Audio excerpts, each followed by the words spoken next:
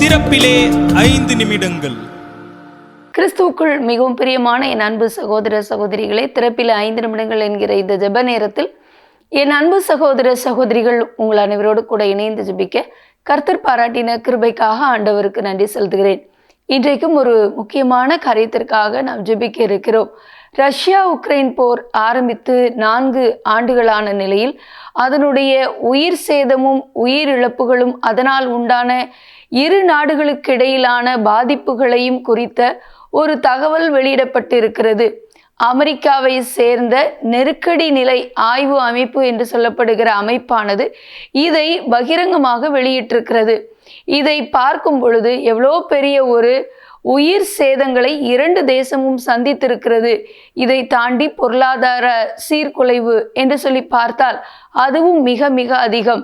இதை தாண்டி மக்களுடைய மனநிலை எப்படி இருக்கும் என்று சொல்லி பார்ப்போமே ஆனால் அதுவும் மிகப்பெரிய பேரிழப்பு.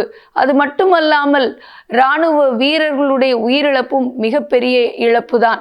ஆகவே இதை குறித்த தகவலை குறித்து நாம் பார்க்கும் பொழுது சுமார் 3,75,000 பேர் ரஷ்யா உக்ரைன் போரிலே ரஷ்யாவை சேர்ந்த உயிரிழப்பாக கூறப்பட்டிருக்கிறது.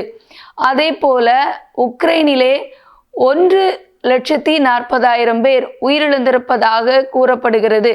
அது மட்டுமல்லாமல் இராணுவ வீரர்களுடைய உயிரிழப்பு என்று சொல்லி பார்க்கும் பொழுது சுமார் 1.2 மில்லியன் இராணுவ வீரர்கள் காயமடைந்தது. அது மட்டுமல்லாமல் உயிரிழப்பு, இன்னமும் காணாமல் போனவர்கள் என்று சொல்லி அந்த ஆய்வின் அடிப்படையில் ரஷ்யாவிலே 1.2 மில்லியன் பேர் மில்லியன் இராணுவ வீரர்களுடைய பாதிப்பை இழப்பை சந்தித்திருக்கிறது ரஷ்யா. அது மட்டுமல்லாமல் உக்ரைனை குறித்து பார்க்கும் பொழுது உக்ரைனிலே 1,40,000 வீரர்கள் உயிரிழந்திருக்கலாம் என்று கருதப்படுகிறது. அது மட்டுமல்லாமல் 4 ஆண்டுகளான இந்த போரினாலே சுமார் 58 லட்சம் பேர் உக்ரைனிலிருந்து வெளியேறியிருக்கிறார்கள். மட்டுமல்ல 15,000 இராணுவ வீரர்கள் உயிரிழந்திருக்கிறார்கள் உக்ரைனிலே என்றும் கூறப்படுகிறது. என் அன்பு தேவனுடைய பிள்ளைகளை, இதை குறித்து நாம் பார்க்கும் பொழுது எவ்வளோ பெரிய உயிரிழப்புகள், சேதங்கள், பொருளாதார சீர்குலைவுகள், இராணுவ வீரர்களுடைய இழப்புகள், இப்படிப்பட்ட போர் இனி நடைபெறாதபடி தேசங்களினூடாக சமாதானத்தை கர்த்தர் கட்டளையிட வேண்டும். ரஷ்யா உக்ரைனுடைய போர் முற்றிலும் முடிவுக்கு கொண்டு வரவும் அது நிமித்தமாக உண்டாயிருக்கிற இப்படிப்பட்ட மனித உயிரிழப்பு சேதங்களிலிருந்து 2 தேசங்களும் பாதுகாக்கப்படவும் ஜெபிக்க போகிறோம். ஜெபிக்கலாமா? எங்கள் அன்பின் பரலோக பிதாவே, ஆசீர்வதிக்கப்பட்ட நாளின் காலை வேளைக்காக நன்றியோடு துதிக்கிறோம், ஸ்தோத்திரிக்கிறோம். அப்பா, 2022 ஆண்டிலே ஆரம்பித்த ரஷ்யா உக்ரைன் போரானது 4 ஆண்டுகளாக நீடித்து ஆண்டவரே அது நிமித்தமாக எவ்வளோ பெரிய ஒரு உயிர் சேதம், பொருள் சேதம், ஆண்டவரே இராணுவ வீரர்களுடைய இறப்பு என்று சொல்லி எவ்வளோ ஒரு பாதிப்பு ஆண்டவரே.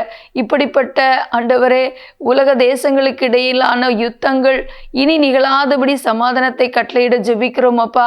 ஆண்டவரே தகப்பனே, லட்சக்கணக்கான வீரர்கள் உயிரிழந்திருக்கிறார்களே, லட்சக்கணக்கான ஜனங்கள் உயிரிழந்திருக்கிறார்களே ஆண்டவரே, எவ்வளோ ஒரு பெரிய இழப்பப்பா. ஆண்டவரே, இப்படிப்பட்ட இரத்தம் சிந்துதல் நடைபெறாதபடி இனி தேசங்களினூடாக ஒரு சமாதான சூழலை உண்டாக நாங்கள் ஜெபிக்கிறோம். இந்த ரஷ்யா உக்ரைன் போர் ஆண்டவர் நிறுத்தப்பட்டு ஒரு சமாதான சூழ்நிலை உண்டாக ஜெபிக்கிறோம் ஆண்டவரை. தகப்பனை, தேசங்களுக்கு இடையிலே நடைபெறுகிற ஆண்டவரை யுத்தங்களை தூண்டுகிற, வன்முறையை தூண்டுகிற, இரத்தம் சிந்துதலை உண்டு பண்ண போராடுகிற எல்லா சாத்தானுடைய தந்திரங்களை இயேசுவின் நாமத்தில் அதமாக்கி ஜெபிக்கிறோம். தேசங்களில் எழுப்புதலை நாங்கள் காண நீங்க கிருபை தாருங்க. இயேசுவின் நாமத்தில் பிதாவே, ஆமேன். தொடர்ந்து ஜெபியுங்கள். கர்த்தர் தாமே எங்களை ஆசீர்வதிப்பாராக. ஆமேன்.